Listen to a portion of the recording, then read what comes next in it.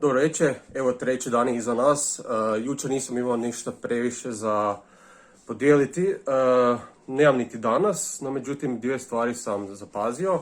Prva stvar je to da nemam toliko sekreta više, očito nisam niti puno imao prije sekreta, ali sad ako ga ima to je više manje onak voda, ništa drugo, dok je prije bilo zeleno i kako već sve.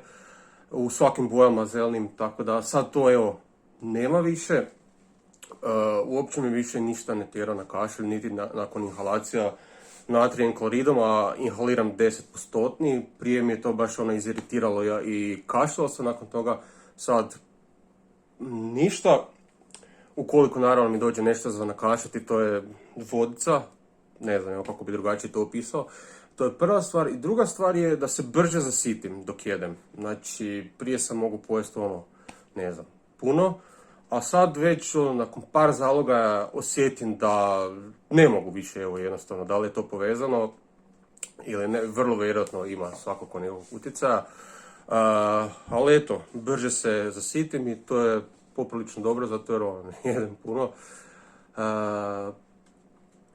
To bi to bilo s moje strane, sinusi su i dalje ok, prvi i drugi dan su bili malo otvoreni, sad nema ništa novoga po tom pitanju. Razmišljam još da li nešto novo, mislim da nije. Da, evo, toliko od današnjeg dana, trećeg dana i čujemo se sutra.